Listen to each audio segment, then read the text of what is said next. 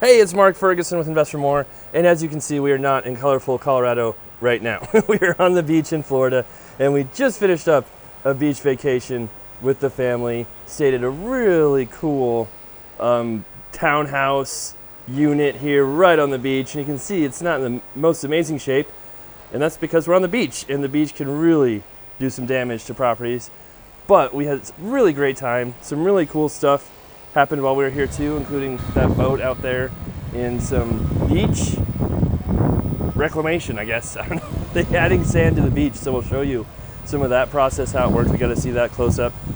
Lots of cool animals and dolphins and rays and fish in the ocean as well. The sand is just perfect. Love the sand here. We're in the panhandle of Florida.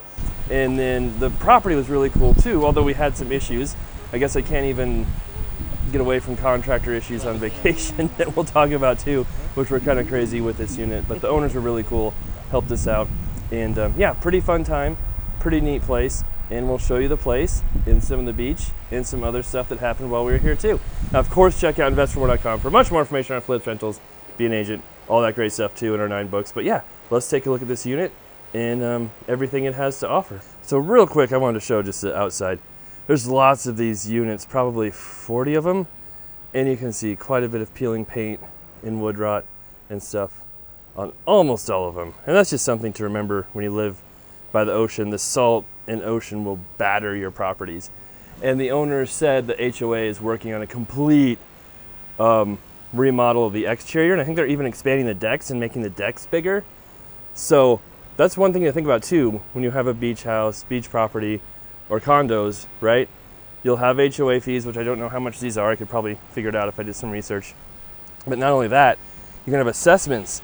So a special assessment, like let's say they redo all the siding or add decks, well maybe their HOA fees don't have enough money to cover all those repairs. They can do a special assessment, which is like, I don't know, $5,000, $10,000, $20,000 fee on every single owner. And if it gets voted on, right, you have to pay it. So that happens on regular condos too, and that's something to really consider. If there's, condos that need a lot of work, a lot of exterior maintenance, things like that, and you're buying one of those, they can have a special assessment that adds a lot of money to your bottom line. So be aware of that possibility. Oh, and I forgot to mention, we also stayed here like 6 months ago in the same complex. So a different unit, not quite the same unit, but different complex. We've really liked Florida recently, this year especially. But they're different layouts, but the same exact square footage. So it's kind of cool to see the difference there. And the other one was a little bit outdated and very blue, which is fitting for me in blue steel. But this one's a little bit nicer, and you can see the differences there. And we might splice in some other footage too from our last trip, because I think I shot a bunch of videos but never actually posted them. So the beach is really cool. It's very squeaky, but it's very cool. It's one last look at the ocean while we head in. It's so warm. We came here in April and it was not cold, but you had to get used to it. Now you go in the ocean and it's like perfect temperature as soon as you step foot. It's so nice. But here is our unit. The upstairs, we'll show you that. We have a level below us too, but it's just a garage and storage. So, one other thing to think about in Florida is you don't build stuff directly on the ground right by the beach because of flooding. And you don't have basements. So obviously Colorado, most of our properties have basements. They don't have basements here. So a few things to get used to, but this place was great for us. Plenty of space for my wife, our 3 kids, our 2 10-year-olds and 2-year-old. Irely loved it here. And the one we stayed at before was very blue. Like I said, everything was blue. And I'll show some video of what it looked like. But yeah, their kitchen is very cool. Updated. There's a little bit of paint coming off the cabinets, but nothing crazy. But yeah, nice and open, great views. And the crazy thing that happened is right here. So we'll show you. Yeah, there's not supposed to be a wood support right there, because while we were doing dishes, and the sink fell down. It literally dropped like 2.5 inches, and we looked at it, and it had no sink strap, no brackets. It was just siliconed on there, and like 2 tiny pieces of granite to hold it up. So we had another guy come, the owner sent a guy to come temporarily fix it and look at it, and he said they had tons of problems with the contractor here. So it's not just me that has problems with contractors. And, you know, we can handle it, we're used to it, but that just sucks when homeowners, you know, people who aren't used to dealing with contractors have issues with contractors because you just make things so much worse. They don't exactly know how to deal with it all the time. But he said they messed up the plumbing, all kinds of other stuff in here. So that's too bad.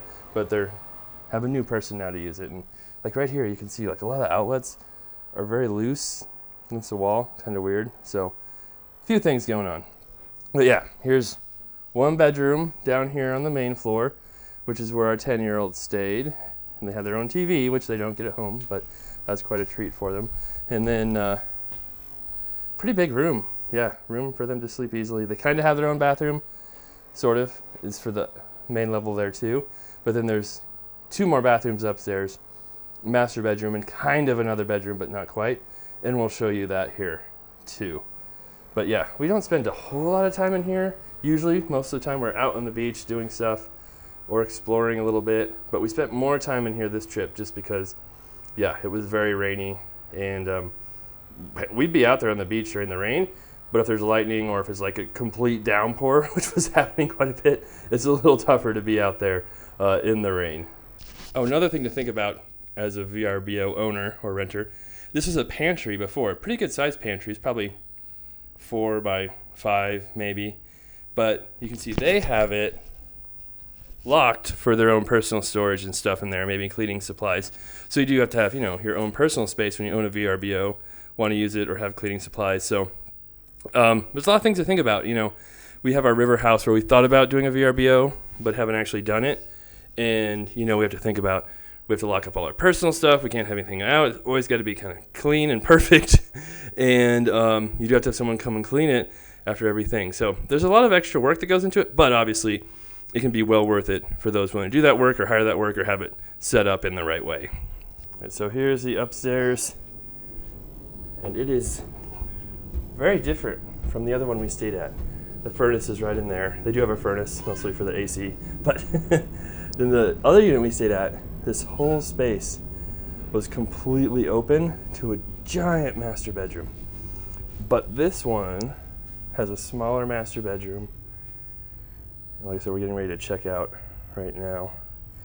But, I mean, it's still a pretty good sized room. It's still probably, what, 13 by 13 or something like that. It's fine for us. But before, yeah, like this bathroom was part of the master bedroom.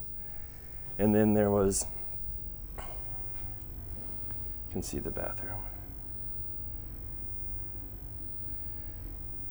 And then I think even this bathroom, almost snuck in there, was part of the master bedroom. And then this room back here, which is kind of a bedroom, was a master bathroom. So it had a huge master bedroom and then a master bathroom back here. But they made this one, I don't know what all the units look like, kind of a 2-bedroom up here, but as you can see, there's no window up here. So I don't know the exact rules in Florida, but in Colorado, this could not be technically a bedroom because there's no window. Doesn't mean you can't use it as one, but legally speaking, you can't call it a bedroom. And then, yeah, of course, the part we like, looking out here in the ocean from our room. Remember, when I first met my wife and we go on vacations, we thought it was a treat to go to Mexico to a resort that was on the beach or close to it. Not even thinking that our room would be on the ocean, but just being, you know, on a resort that was close to the beach. And it's pretty cool now to be able to have places that are on the beach and overlook them. And way down there is where the sand operation is going on right now. So we were trying to figure out for a long time what was going on the beach, because there was that giant crazy thing that was driving around out in the water and back. There were trucks carrying huge pipes and all kinds of things going by us all the time.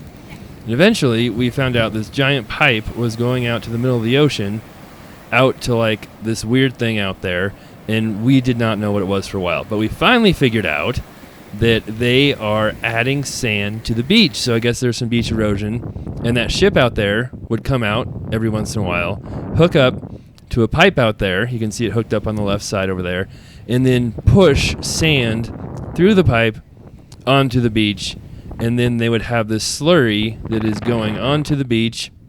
You can see it right there. And the bulldozers would push all the sand around to where they want it, and they're adding sand to the beach. So I was super kind of worried about maybe some of these places being underwater soon, but I'm less worried now because we can just add more beach if we need to. Now, I have no idea what this process costs because it seems pretty crazy because it probably takes a while to add all this sand to the beach.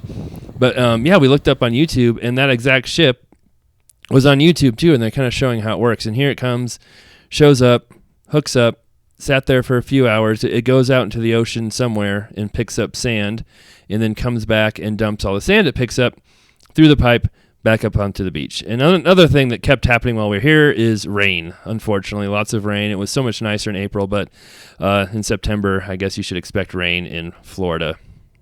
And we'll show you some of that later.